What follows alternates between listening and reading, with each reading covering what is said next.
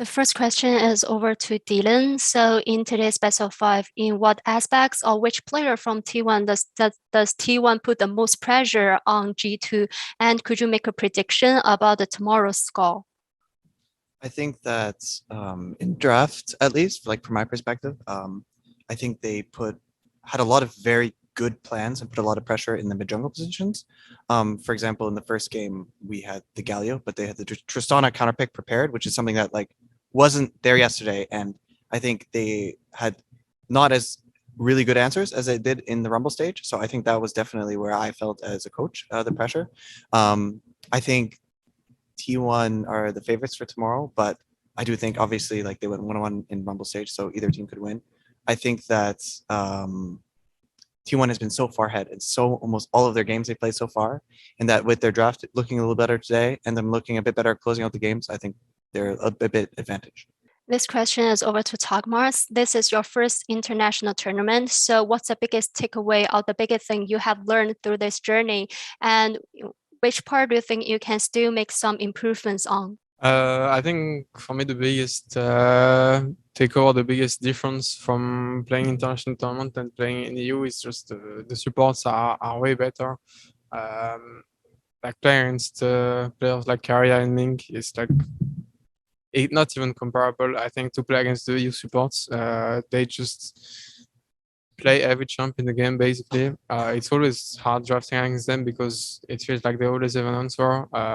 In lane, it feels like every matchup is just losing, which like we're not used to, right? In EU, they just play like almost every matchup to perfection. It feels like really hard to get advantage against them. It feels like they're just miles ahead on some champs. For me, the biggest takeaway is to just practice more, I guess. I felt like I was not at my best level in the games, especially today. I feel like I could do so much more, especially on champs that I'm really used to play. For example, Pike, I feel like I could do more in the game, and I was not really happy with how I played. So yeah, for me, a takeaway is better practice, more practice to become like them, hopefully. So this question is over to Flankid. We know Xayah is a signature pick to Akuma Yushi. So in the band pick phase, why did you guys just open this champion to him? I mean, I think Shaya and Phyllis were like the best blinds for draft. I mean, for drafting. I think we had like really good ideas against Shaya, and in scrims were working. On stage it didn't work that well. But yeah, I think I'm really happy with all the drafts planned we had against Shaya. I think the Aphelios is really good lane against Shaya, and I think MF as well can be really good against Shaya. But I think of course they perform better than us. T1's bot lane. And I guess Shaya is better after laning phase. So if she can survive laning phase against Aphelios, then she's gonna have a really nice game. With the Aphelios, he really needs to win lane, especially against the champions that have been playing in different roles. And yeah, I think that's it. This question is over to Caps. So what's your biggest takeaway from this MSI? And after this MSI, which part do you think the whole team can still make some improvements on? I think there's a lot of takeaways from this time, this MSI. I think playing against really insane players, you always can learn a bunch from. I think for us like a team, we probably have to clean up like our early games a bit. I think a lot of the games we fell quite far behind very fast, and it was a bit hard to make a comeback then. Even sometimes we managed to do so, like against T1, the first game against them. But I think if we had maybe some closer early games, we could have shown some of the things we showed in Europe in the later parts of the game. So I think just looking out for those. And if we prove that, then we'll hopefully see a different G2 for Worlds. This question is over to Jankos. This time, as MSI is held in Busan in South Korea, and I think maybe you guys have some time to go out to see the very beautiful sceneries in Busan and also make the live stream there. So, what the most impressive moment about Busan, maybe? Yeah, I mean, we also get an extra day right now to do things in Busan, right? I think that the city is quite beautiful. It's like at the seaside, right? Of course, and I think the food is quite good, and I think the scenery is nice as well. My favorite part though about Busan was playing MSI, but I suppose I don't really get to play tomorrow, so that sucks. We came here for like a tournament, so we focus mostly on MSI, and of course now it feels very, very bad that we dropped out in such a dominant fashion from T1, but at the same time, I'm really glad that we got to come here and we got to use this time to grow more as a team, and I'm sure that it will benefit us quite a lot for Summer Split and Worlds.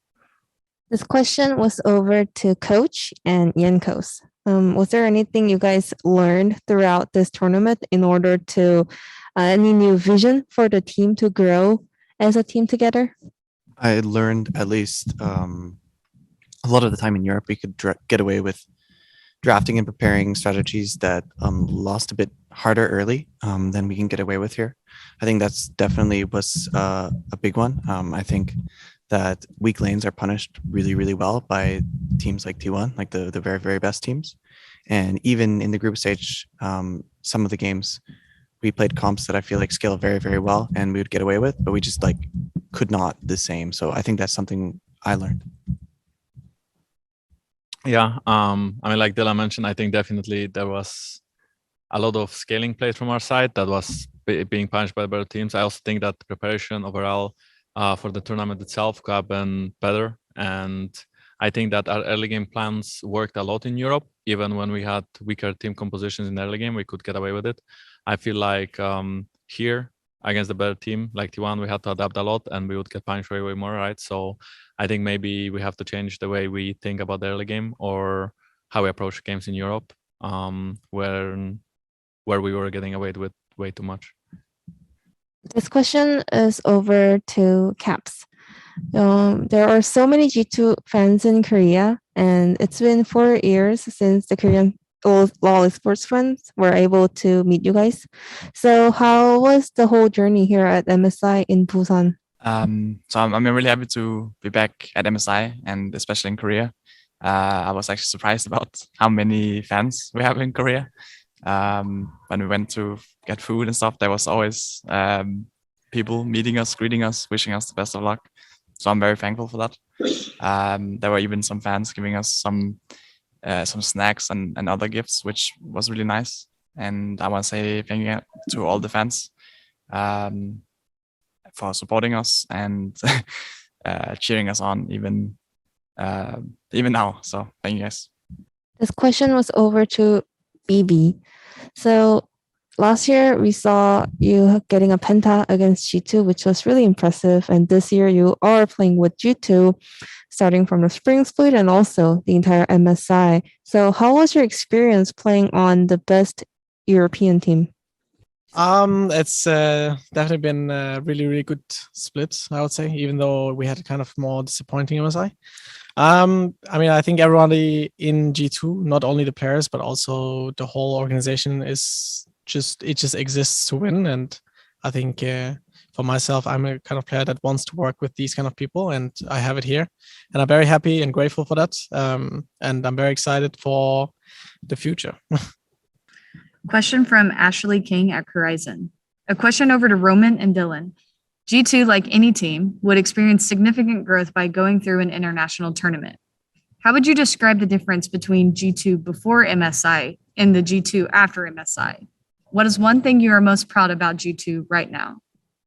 You can go first, Roman. Our team environment and our capacity to always bounce back, always be happy, be honest between one another. I think we had a great tournament. We met the best team in the world. We won some, we lost more, and a lot of really, really good learnings before coming back to Europe. well, we are a really good team. We need to be even better. We need to improve everything, every process we have, the way we train, the way we see the games, the way we learn, the way we practice, the way we talk to one another. Yeah, it's an excellent reality check. A bit painful, I'm not gonna lie, but excellent reality check. I'm really proud of the boy. Yeah, good run. Sad run right now, but tomorrow we draw the list and we see what we keep and we go back home. You know.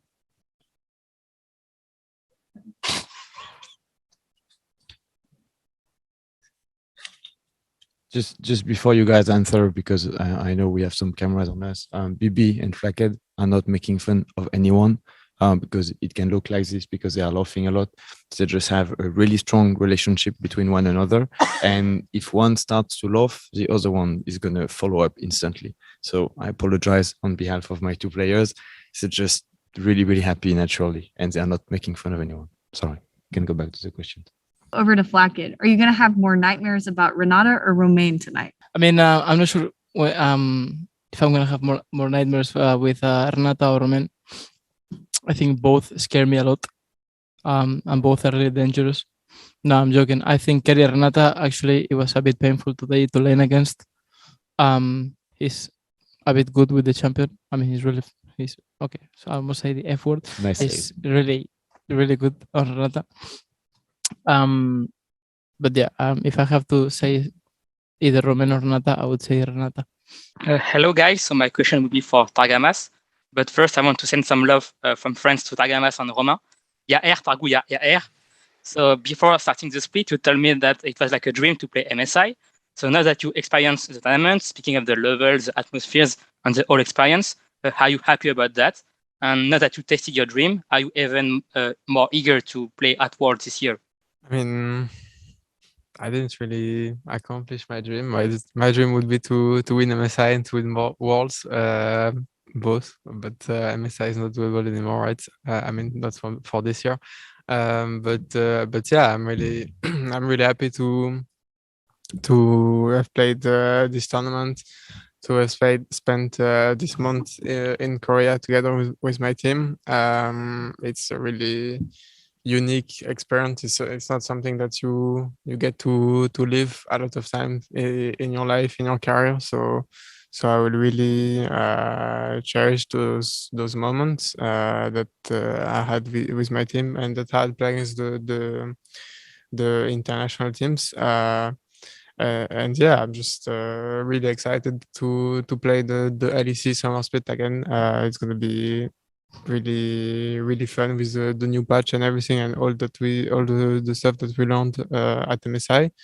And if we can make it to Worlds, then I will be very hyped as well. I've never played Worlds before, and even if MSI is like a big tournament, right? Worlds is always something 10 times bigger.